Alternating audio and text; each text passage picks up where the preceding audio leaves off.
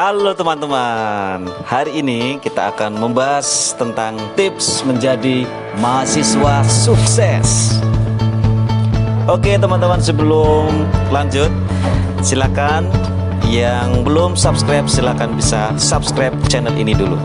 Baik, kita buka dengan pertanyaan, apa itu sukses?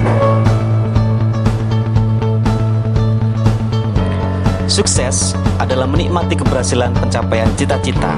Ada 3 poin, yaitu punya cita-cita, bisa berhasil, dan menikmati keberhasilan pencapaian cita-cita kita. Jenis-jenis sukses yang harus kita ketahui, ada sukses finansial, sukses kesehatan, sukses spiritualitas, sukses keluarga, dan juga sukses sosial. Dan ini adalah mind mapping yang akan kita pelajari pada video kali ini.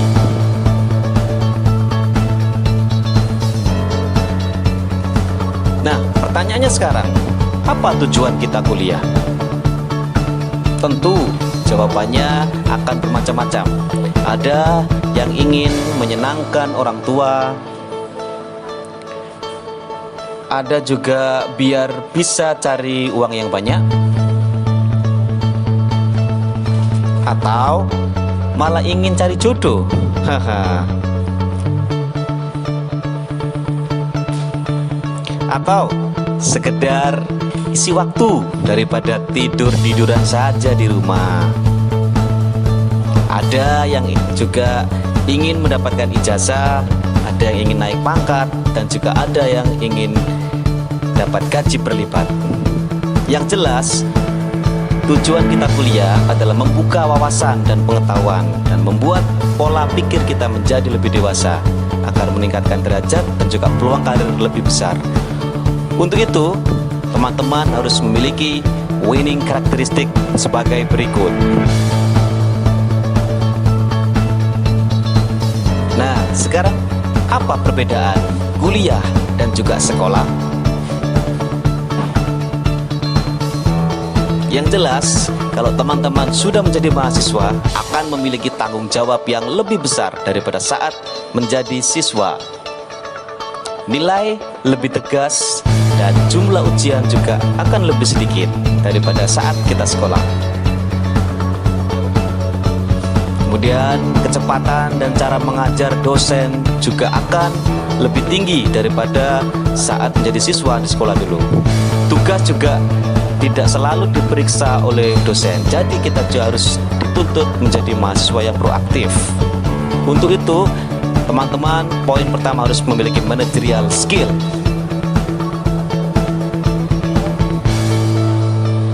Untuk menumbuhkan motivasi, ada kata-kata dari Mary Riana, ya. Ini dia. Berhenti belajar adalah pemilik masa lalu. Dan musuh utama kita yaitu malas, yang selalu punya alasan dan mendahulukan hal-hal yang kurang penting. Maka kita harus bisa memotivasi diri sendiri.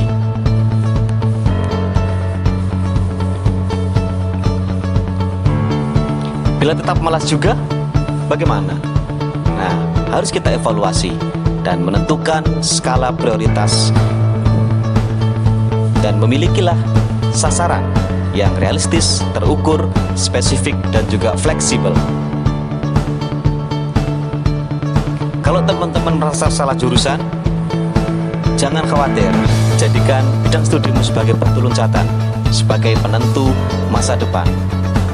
Dan inilah 10 pekerjaan yang paling dicari di tahun 2021. Apakah rencanamu atau pekerjaanmu ada di situ? Nah, yang kedua adalah manajemen waktu.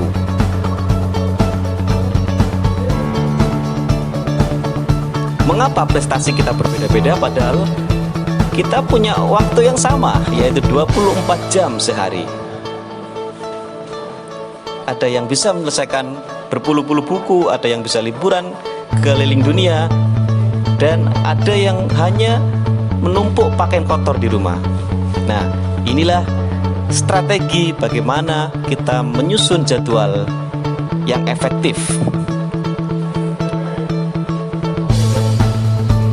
Nah, kemudian tipsnya adalah jangan sekedar ikut-ikutan, manfaatkan waktu menunggu jangan sampai menunda-nunda pekerjaan dan utamakan yang utama. Poin yang ketiga yaitu manajemen stres.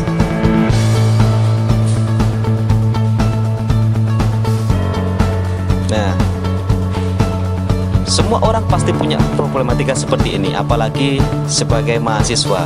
Banyak tugas, banyak ujian, dan lain sebagainya. Jadi, teman-teman harus tetap hidup seimbang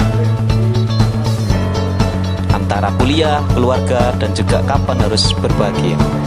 Nah, ini dia tips menangani stres. Nah, teman-teman berbagi tanggung jawab, menyelesaikan masalah yang sesungguhnya, dan yang paling penting mendekatkan diri kepada Allah. Kemudian ada learning skill, keterampilan bagaimana kita harus belajar yang efektif. Yang pertama, harus mengenal cara belajar.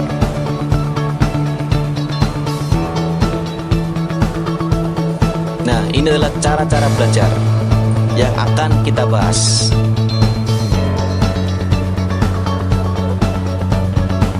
Yang pertama, strategi bagi orang yang belajar secara visual. Ini dia, dengan menggunakan gambar, peta, atau grafik. Kemudian, strategi belajar bagi gaya belajar auditori. Ini dia, mendengarkan dengan baik penjelasan dosen di kelas. Kemudian, strategi belajar kinestetik, yaitu libatkan sebanyak mungkin anggota tubuh yang dimiliki dan memperbanyak latihan soal.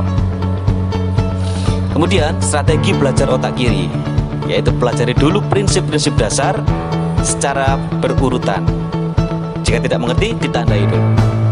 Sedangkan strategi belajar otak kanan, yaitu cari gambaran global dulu, buat mind mapping atau peta pikiran, kemudian pelajari.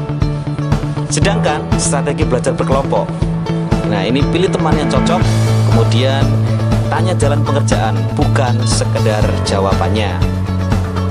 Kalau teman-teman belajar secara sendiri, nah ini dia, berbanyak literatur, pilih belajar yang tenang, diskusi jika tidak mengerti.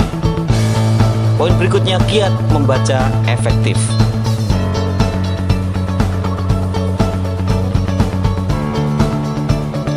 Yang jelas, kalau teman-teman membaca di tempat tidur, maka banyak tidurnya.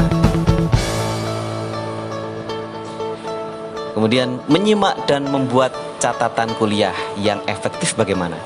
Nah, kalau teman-teman hanya sekedar mengisi presensi, inilah jadinya. Ini dia strategi bagaimana cara menyimak aktif di dalam kelas. Kemudian ada juga strategi mencatat yang perlu, dan formatnya juga bisa menggunakan mind mapping atau split spread. Poin keempat, meningkatkan daya ingat.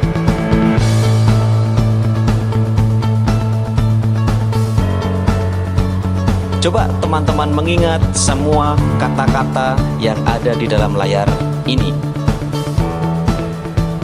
Sudah? Berapa kira-kira yang Anda ingat? Pusing kan? Iya. Nah, bagaimana kalau kata-katanya dibuat seperti ini?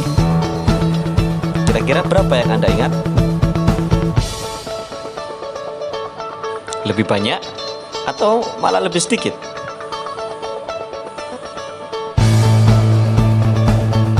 Nah, menurut penelitian, rata-rata otak manusia, ini dia, mengingat, jika melihat, mendengar, dan mengerjakan akan 90% lebih ingat.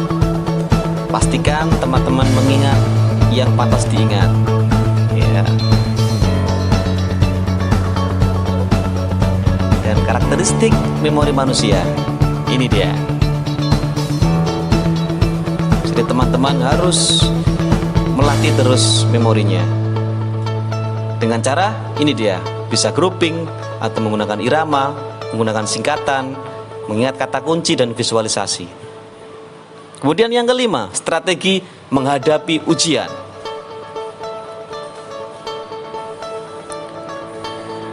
Persiapan sebelum ujian, sedia waktu cukup, kemudian tahu spesifikasi ujian, belajar berkelompok, dan menyiapkan peralatan yang dibutuhkan. Saat menjalani ujian, harus ditentukan sebagai berikut.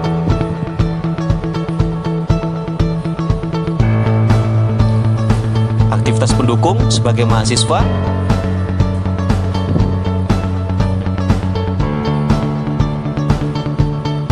yang pertama menghadapi tantangan finansial, itu membuat anggaran, bisa mencari beasiswa, dan juga bisa bekerja sampingan. Kemudian memperluas wawasan, berorganisasi, kemudian ikut proyek dosen, magang, ikut seminar, dan sebagainya. Teman-teman juga harus ingat, harus selalu menjaga kesehatan, olahraga, nutrisi, istirahat yang cukup, berobat jika sakit. Change your mind. Nah, ini adalah kata-kata dari Om Deddy Corbuzier yang harus teman-teman camkan.